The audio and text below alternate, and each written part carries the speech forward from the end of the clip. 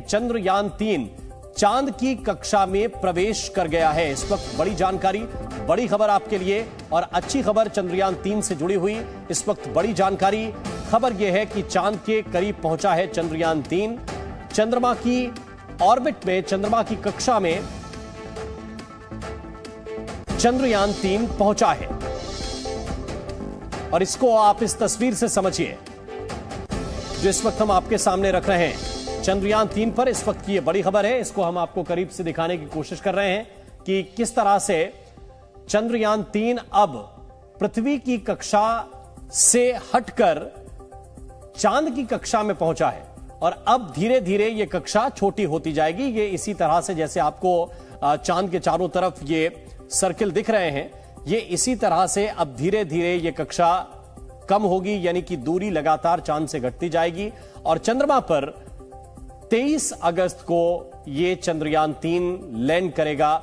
जिस तरह से गणना की गई है, जिस तरह से कैलकुलेशन अब तक हुआ है, ठीक उसी तरह से यह पूरा घटनाक्रम भी घटता जा रहा है। और यह तस्वीर आपको थोड़ा सा और क्लियर करेगी, थोड़ा सा और बेहतर तरीके से बताएगी। ये जो तस्वीर है, ये 7:15 की तस्वीर है और 7:15 पर जो निर्धारित वक्त था, उस वक्त की ये एक इसरो के द्वारा जो जारी की गई इमेज है, वो इस वक्त हम आपको दिखा रहे हैं कि किस तरह से चंद्रयान-3 अब चंद्रमा की कक्षा में पहुंच गया है। और भविष्य का प्लान क्या है वो भी आपको इस सर्किल के जरिए, ये जो कक्षाएं दिखाई गई हैं, इस ऑर्बिट के जरिए आप अंदाजा लगा सकते हैं कि भविष्य में चंद्रयान-3 किस तरह से ट्रेवल करने वाला है।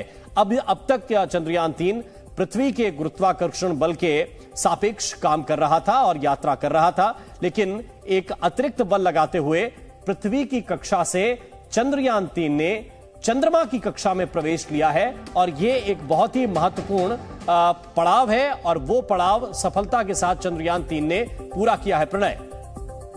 बिल्कुल राम, और ये बहुत महत्वपूर्ण पड़ाव है चंद्रयान की इस पूरी यात्रा के लिहाज से अगर देखा जाए। और जो सबसे निकटतम बिंदु है इस समय चंद्रमा से, ये जो पूरा वलय आप देख रहे हैं, ये जो पूरे चंद्रमा के ऑर्बिट्स नजर आ रहे हैं इस ग्राफिक्स के अंदर। और मैं चाहूंगा कि आप ये ग्राफिक्स हम थोड़ा बड़ा करके दर्शकों को बता सकें कि ये ग्राफिक्स जो है ये बताता है कि पूरा सफर कैसा रहने वाला है यहां से। यानी आप देखिए, धरती दूर है चंद्रमा के लिए, चंद्रयान-3 के लिए, और चंद्रमा अब उसके नजदीक में है। और चंद्रमा का जो गुरुत्वाकर्षण है वो महसूस कर रहा है इस समय चंद्रयान-3, और उसकी जो ऑर्बिट है उसके अंदर प्रवेश कर चुका है। और जो सबसे निकटतम बिंदु है जिसे पेरिलून कहा जाता है, यह जो बिंदु जहां से वो चंद्रमा की कक्षा के अंदर प्रविष्ट हुआ है, दाखिल हुआ है, उसे पेरिलून कहा जाता है। और यहां से ये अपना जो वलय है, जो ऑर्बिट है, वो धीरे धीरे बड़े ऑर्बिट से छोटे ऑर्बिट और छोटे ऑर्बिट से फिर वो बिल्कुल सर्कुलर ऑर्बिट के अंदर पहुंचेगा। यानी चंद्रमा की बिल्कुल सतह से 100 किलोमीटर का ये ऑर्बिट होगा जहां ये पहुंचेगा। और उसके बाद ये जो पूरी प्रोसेस है, इसके अंदर जो इंजन इसके अंदर लगे हुए थे प्रोपल्शन मॉड्यूल के अंदर, अब वो उल्टा काम करेंगे।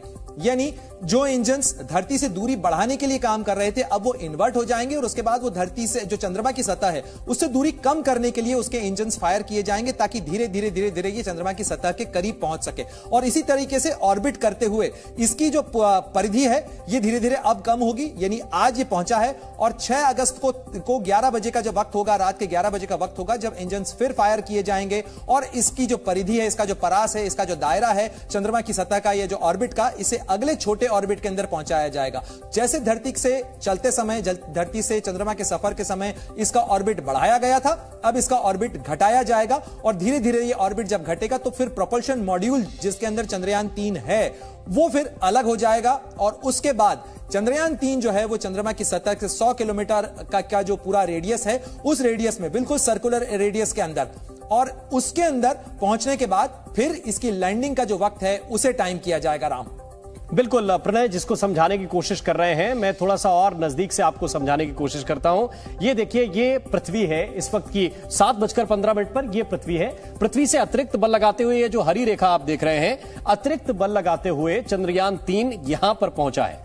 और चूंकि जिस गति में अभी चंद्रयान-3 है वो पहले इस वलय में, जिसको प्रणय भी बताने की कोशिश कर रहे थे, जो ऊपर वाला वलय है, इतनी गति अभी चंद्रयान-3 की है कि यहां से इतना ऊंचा जाएगा।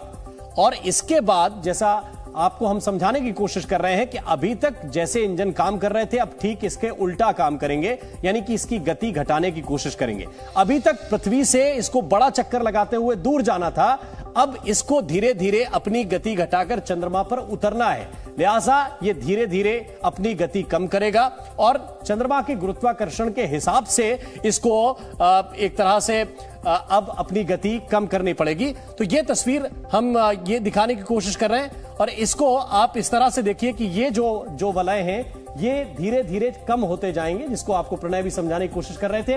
देखिए ये सबसे ऊंचा वलय है इस वक्त की गति के अनुसार।